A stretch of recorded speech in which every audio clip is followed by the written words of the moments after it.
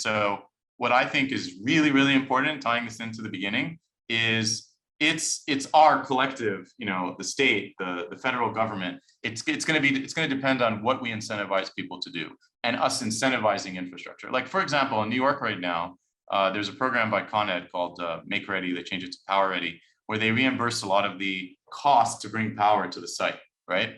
They're not reimbursing the cost of equipment, right? Which is very expensive. Now we're really focused on fast charging, a lot of incentives out there for level twos. Like you said, they're much less expensive. I think it's distorted, cities like New York that need a lot more fast charging towards the level twos. The incentives are actually unbalanced towards level twos.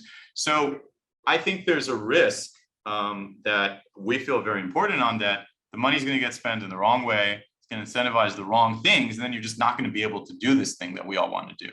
But that's why we're working really hard on this. I mean, I should say, without denigrating anyone, I went to school in Boston. Massachusetts had funding earlier. I see a lot of installations that aren't being used. I see a lot of sites where there's a charger there. You ask people how much is it used? Never, literally never. Sometimes it's used in like 1%, 2%, 3% of the time.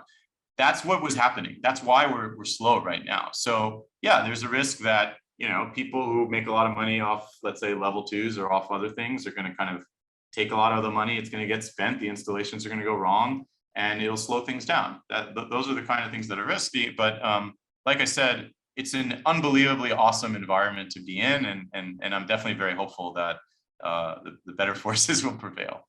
Yeah, it's funny. I mean, when I heard, economics professor, finance background, getting into the charging space, my initial gut was, I thought everyone's losing money in that space, right? Right.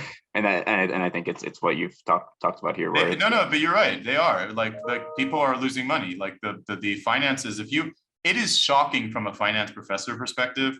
If you look at companies, you look at how they're valued. It's all like, well, they'll figure it out, right? It's not like the way you'd value it. Like, oh, this company has this amount of chargers. Great. How much do they make per charger? How utilized are the chargers? Are they liked? Are they not liked?